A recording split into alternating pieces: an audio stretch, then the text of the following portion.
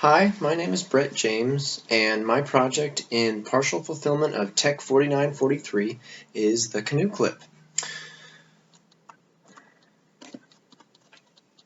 Many canoers have found themselves in some kind of rapids or other situation, and their canoe rocks and takes on water and flips and sinks, and their possessions, their items, if they're not secured, are lost down the river or they sink.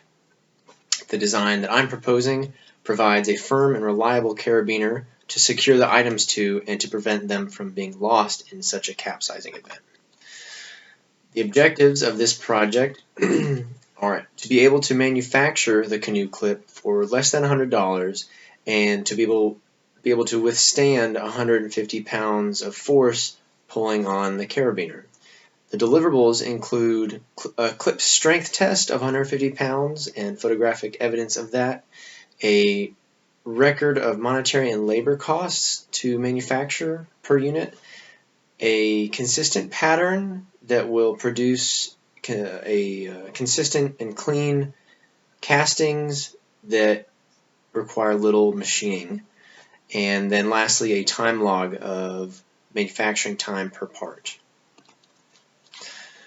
My timeline or work plan spans approximately 40 days, not including weekends, and the first phase includes finalizing the models in NX, making a cardboard mock-up, then printing the master pattern.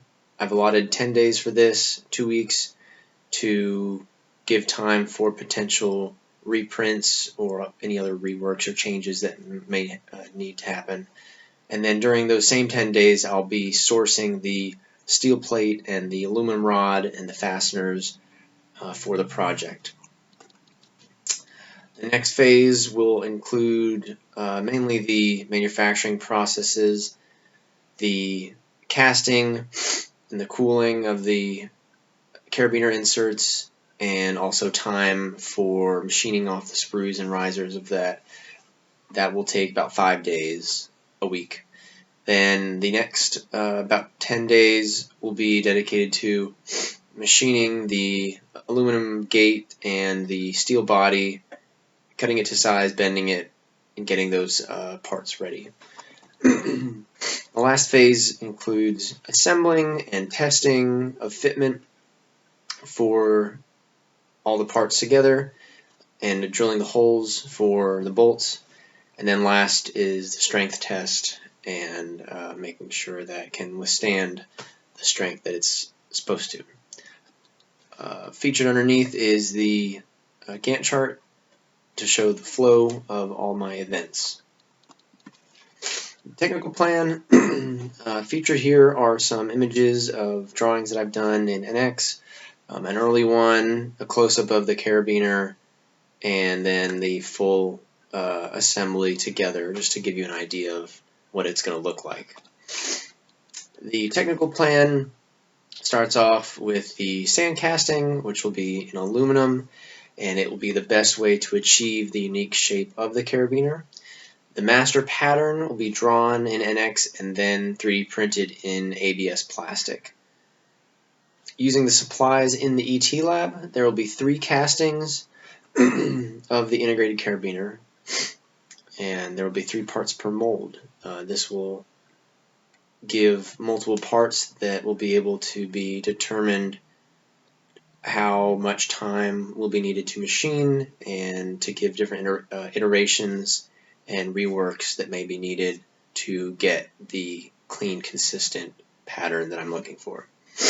The gate will be 1/2-inch machined aluminum rod, and a hole will be machined in the center of the gate rod, and a spring will be inserted to make the closing action that is desired.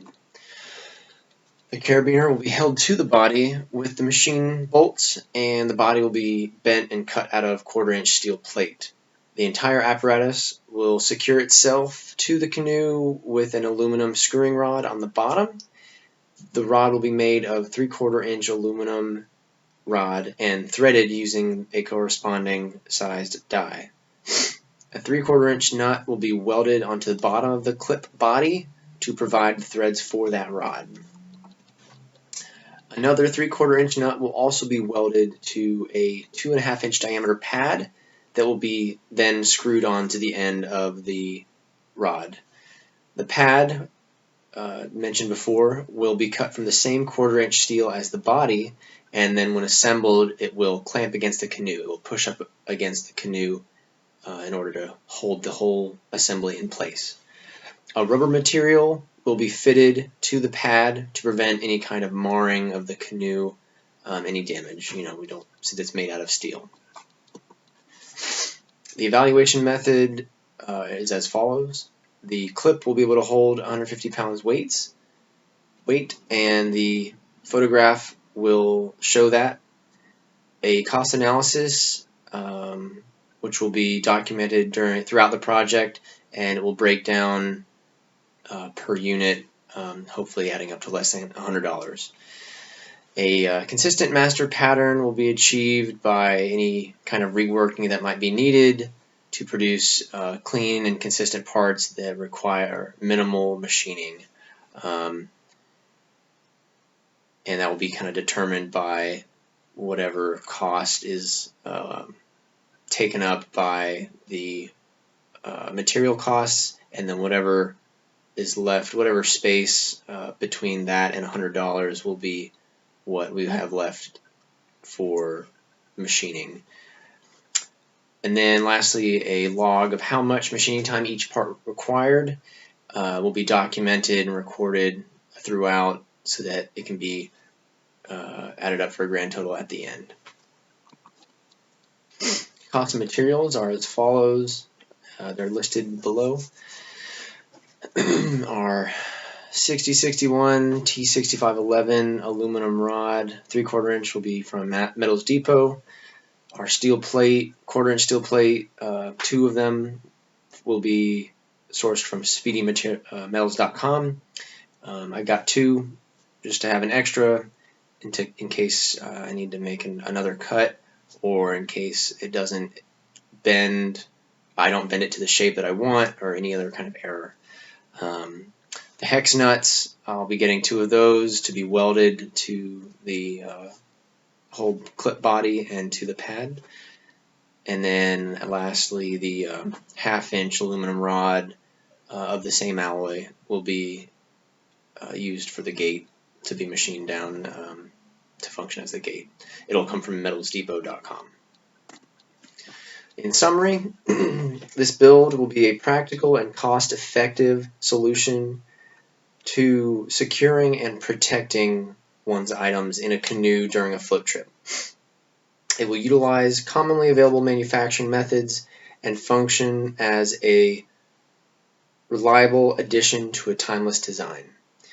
This has been Bret James with the Canoe Clip. I hope you were interested, and I hope that you will take the time to give me your feedback. Thank you for taking this time to view my proposal, and I await your feedback. Thanks again.